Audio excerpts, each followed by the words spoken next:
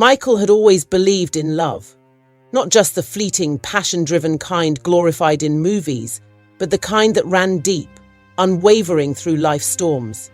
To him, love wasn't about extravagant gifts or public displays. It was about commitment, quiet sacrifices, and an unshakable bond between two people who truly saw each other. Yet, every year as February 14th approached, he found himself caught in a cycle he couldn't quite understand. A relentless pressure to impress, to perform, to prove his love in ways that felt hollow. It wasn't about heartfelt moments or genuine connection anymore. Instead, it had become a competition, an expectation to outdo, to showcase, to meet a standard that had little to do with love and everything to do with validation. Still, he tried. He wanted to believe that maybe, just maybe, this time would be different. That the effort, the time, the money, everything he had poured into making someone feel special would finally be enough. But deep down, a small voice whispered the truth he wasn't ready to face. Love, real love, was never something you had to buy. This year was different. He had spent weeks planning the perfect Valentine's Day for Sophia, the woman he had loved for the past 3 years. Reservations at the most sought-after restaurant in town, an expensive diamond necklace he couldn't truly afford, and a handwritten letter professing his deepest feelings. Yet, as he scrolled through social media the night before, he saw men boasting about even grander gestures. Helicopter rides over the city, custom-made perfume bottles, designer bags. He began to doubt if his efforts were enough. If you haven't subscribed to the YouTube channel, kindly subscribe now for more exciting stories. Sophia was beautiful, intelligent, and the kind of woman who lit up any room she walked into. But Michael had noticed a shift in her demeanor recently. "Valentine's this year has to be perfect, babe," she had said a few days before. "My friends are all getting these insane surprises. I just want ours to be special too." He had smiled, reassuring her that it would be, but inside he felt the weight of expectations pressing down on him. But he knew he had to make his woman happy if that's what she wants. But Sophia had other plans. Sophia was already planning Valentine's Day with another man too. That morning he picked her up in a sleek black car he had rented just for the occasion. She looked stunning in a red dress, her face glowing with excitement. "This is perfect," she exclaimed as she slid into the passenger seat. But was it? Michael couldn't shake the feeling that something was off. At the restaurant, as they waited for their extravagant meal, an elderly man at the next table caught Michael's attention. He sat alone, quietly sipping a cup of tea. There was something peaceful about him, something real. The old man had always spent Valentine with his late wife until she passed on. He cherishes everything they had together, and Michelle and Sophia reminded him of himself and his wife on their first date in that same restaurant. The old man had also gotten his wife-to-be then a shiny diamond necklace for Valentine, and she was so happy and was overwhelmed because it meant so much to her, and she got him a pair of socks, a tie, and some other valuables. They both loved each other genuinely, and he was at peace even after her death because he knows their love was real and she's in his heart forever. "Excuse me, sir," Michael said, leaning over. "I couldn't help but notice you seem contented spending Valentine's Day alone. Don't you believe in celebrating love?" The old man chuckled softly. "Son, I celebrated love every single day for 50 years with my late wife. We never needed a date to prove it. Love isn't about expensive gifts or grand gestures. It's about the quiet moments, the patience, the unwavering presence." Michael knew Sophia couldn't get that. That exactly was his idealized love. After dinner, he presented Sophia with the diamond necklace. Her face lit up, but not in the way he had hoped. It wasn't the surprise or deep affection he had imagined. It was satisfaction, as if a box had been checked. "This is perfect. Let me take a picture for Instagram. I need to show my friends what I got this year," she said, rolling her eyes. Michael watched as she angled the necklace, making sure the lighting was right before snapping a picture. Within minutes, her phone buzzed with likes and comments. He had spent months diligently setting aside money, eagerly anticipating this moment, believing it would be the perfect expression of his love and devotion. But now, as he sat in silence, the weight of reality pressed down on him. It didn't feel like he had won her heart, only that he had purchased temporary validation. As the evening came to an end, he drove Sophia home, attentive to her earlier complaints about feeling unwell. She had mentioned a stomachache, and without hesitation, he made sure to drop her off as quickly as possible so she could rest. His concern was genuine, his intentions sincere. Yet, unbeknownst to him, the night was far from over for her. The moment he pulled away from her house, Sophia's demeanor shifted. A sly smile crept across her lips as she reached for her phone, already dialing the number of her real Valentine.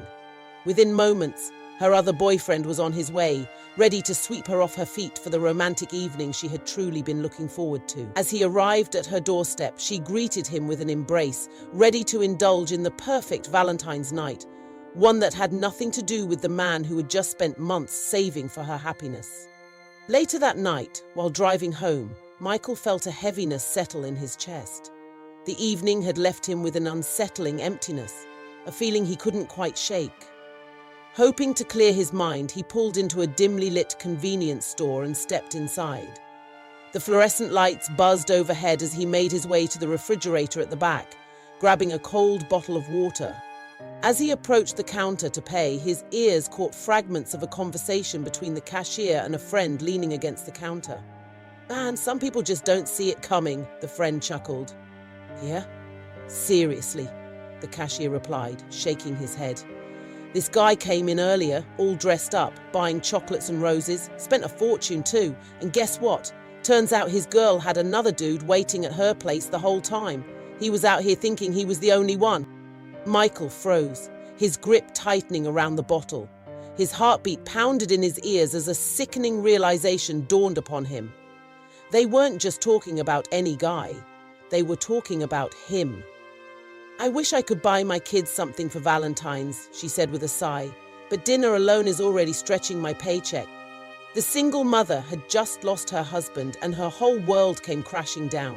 Her husband died of an unknown ailment and she had spent all their money on him for treatment. She sold their houses and their cars just to afford medical bills, but yet she lost her beloved husband some weeks to Valentine. Her and her husband had always given their little kids the best Valentines of their lives. They ate well, get them gifts and new things. But this year, Valentine was so different for the single mother.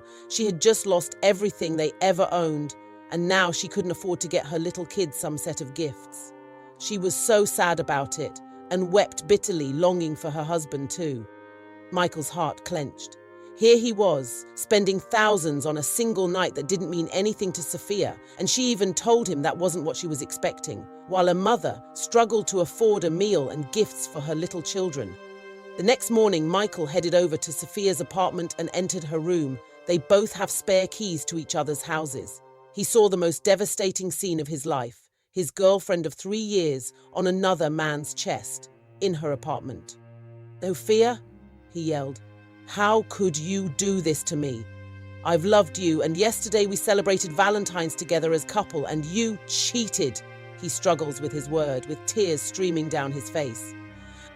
"We celebrated Valentine's Day together yesterday," Sophia said. Michael felt the air leave his lungs, as if he had been punched in the gut. His hands trembled slightly, but he forced himself to stay calm, his heart hammering against his ribs. He had spent months saving up, believing that his love, his effort, and his sincerity would be enough. But now, standing before Sophia, he realized how wrong he had been. She crossed her arms, her expression cold and unimpressed. "What do you mean?" she scoffed, rolling her eyes. "I never loved you. You can't even meet up to my lifestyle. You don't have the kind of money to give me the things I deserve." Michael felt his throat tighten, but she wasn't done.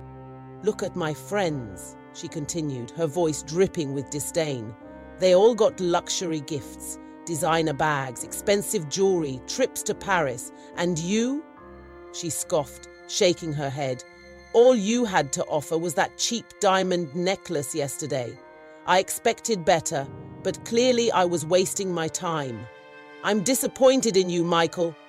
Her words cut deeper than he thought possible. He had spent so long believing she was someone worth sacrificing for, someone who would appreciate his love and effort. But in that moment, the truth became painfully clear. She had never cared. Not about him, not about the sacrifices he had made, not about the love he had so freely given. Michael swallowed hard, forcing down the lump in his throat. He had loved her, but she had only ever loved the things he could give, and now, he realized, he had been in love with an illusion. Valentine's Day isn't about those expensive gifts, Sophia, it's about love. But is it? Or is it about proving something to the world? Does it make our love more real? She hesitated, but then shrugged. It's just tradition. It's what couples do. But not us anymore, because I'm breaking up with you this instant, and this man on the bed, she pointed to her new boyfriend, is my boyfriend now. He's gonna take care of me more than you can. Michael knew then that they saw love differently.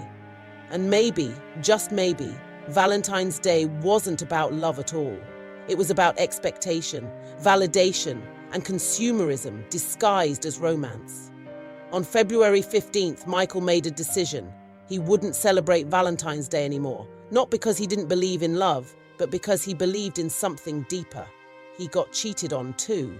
Michael couldn't get what Sophia had said out of his head. Love wasn't a grand gesture on a single day.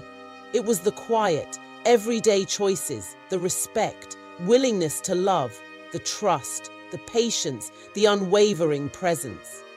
And as he walked through the city, watching people nurse their Valentine's Day disappointments, he realized he wasn't alone. There were others who had woken up from the illusion just as he had. Love wasn't a performance. Love was real, and real love didn't need validation. Michel had remembered when everything was all about love. Michel's first girlfriend ever was his first love and high school sweetheart. Their first Valentine together was so special and precious, they didn't need to impress other people with the love they shared. It was genuine. And his first gift from her was a handwritten letter with a lot of emotions. He also gave her a jar containing 100 reasons to love you. It was so special and heartwarming to them, but she had moved out of states with her family, so they couldn't be together no more. Michel has always believed love is from the heart. It can't be taught or learnt. It's a thing you figure out yourself, with a genuine connection. As Michel wandered through the streets that night, he was battling internally with himself. As he wrestles with his expectations and self-worth, he navigates love and relationships. I'm torn between the ideal love I witnessed in my parents' relationship and the fear of not being enough. I've always believed that love should be unconditional and supportive. But what if I'm not worthy of that kind of love? What if my flaws and imperfections make me unlovable? What if I'm just pretending to be someone I'm not? I feel like I'm constantly striving to prove myself, to earn love and acceptance. But deep down, I know that's not what love is about. Love shouldn't be a reward for good behavior or a competition to be the best version of myself. So why do I keep feeling like I'm not enough? Why do I keep waiting for someone else to validate my worth? Until he realized he just had to find the ideal woman who would understand his type of love and would love him too, without having to impress others about anything, just genuine connection.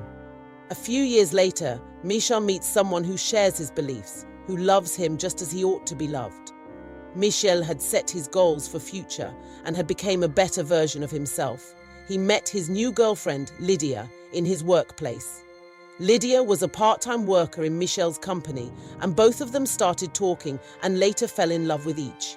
Their ideal love, they both had it in common, and they lived happily ever after. Thanks for watching. Please subscribe to the channel.